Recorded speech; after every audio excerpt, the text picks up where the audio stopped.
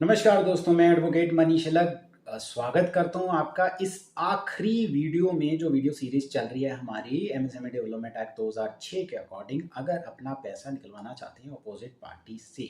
अब last video में हमने देखा था आपको आर्बिट्रेशन से अवार्ड मिल गया, अब आपने एग्जीक्यूशन ऑफ डिग्री करना है, उस अवार्ड की आपको एग्जीक्यूशन करना है। तो अगर आपका जो अपोजिट पार्टी है वैसे दे दें तो बेटर है, नहीं तो आपको एग्जीक्यूशन के लिए डालना ही पड़ेगा। सबसे पहले आप सर्टिफाइड कॉपी निकलवाइए अपनी एग्जीक्यूशन जो डिग्री की निकली है आर्बिट्रेशन से, वो निकलवाइए।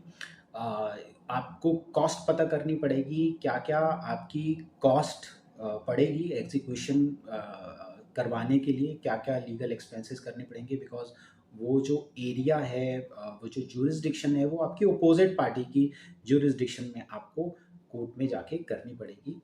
आप उस पर्टिकुलर स्टेट का, बिकॉज वो स्टेट अलग हो सकती है ना, जिस स्टेट में आपकी अपोजिट पार्टी रहती है उस स्टेट में क्या प्रोसेस है, वो आपको पता करना पड़ेगा इसके अंदर। नेसेसरी डॉक्यूमेंट्स जो भी हैं, सर्टिफाइड कॉपी है या उससे पर्टेनिंग जो जो चीज़ें हैं वो सारी प्रोवाइड कीजिए। एग्जीक्यूशन डिक्री डालते वक्त समनिंग नोटिस इशू कीजिए, अपने जजमेंट डेटर जो जिससे आपने पैसा लेना है उसको नोटिस इशू कीजिए कि आपसे इतना पैसा लेना है, आपको ये पैसा देना पड़ेगा मुझे टुगेदर विद इंटरेस्ट या वट।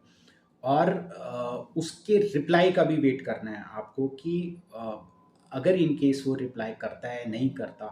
बिकॉज आप सीधा नोटिस देने के बाद आपको थोड़ा तो टाइम देना ही पड़ेगा, तो आप थोड़ा उसे टाइम दीजिए उस नोटिस का रिप्लाई करने के लिए। इसके बाद अगर मान लीजिए वो पैसा नहीं देता तो फिर आपकी हियरिंग स्टार्ट होगी, उसको बुलाया जाएगा, उसको कहा जाएगा कि भाई साहब ये पैसा है आप इनका दीजिए। अगर वो दे देता है तो ठीक है, अगर वो नहीं देता तो फिर आगे की प्रोसेस स्टार्ट होगी। मतलब जो भी उसकी एसेट्स वगैरह उसकी इस उसमें आएंगी, मतलब उन एसेट्स को लिक्विडेट किया जाएगा, वो आप इसके अंदर वो आगे प्रोसेस स्टार्ट होगा। जो भी एसेट्स को लिक्विडेट किया जाएगा या तो वैसा होगा तो आप को उसके अकॉर्डिंग चलना है, वो प्रोसेस फॉलो करने हैं। या फिर अगर आपका जो अपोजिट पार्टी है वो इस फैसले से खुश नहीं है तो वो अपील करेगी, तो वो फिर आपको अपील में जाना पड़ेगा। बट इसके अंदर इशू ये है कि अगर एमएसएमई डेवलपमेंट एक्ट के अकॉर्डिंग अगर वो अपील करता है तो उसको 75% ऑफ प्रिंसिपल एंड इंटरेस्ट जो है वो जमा कराना पड़ेगा।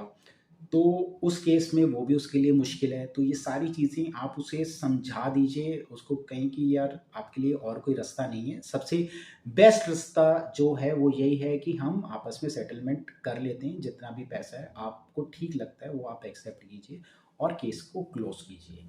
इसी के साथ ये सीरीज़ यहीं समाप्त होती है। मैं एडवोकेट मनीष अलग आपसे इजाज़त चाहता हूँ, मिलते हैं अगली सीरीज़ में, तब तक के लिए नमस्कार।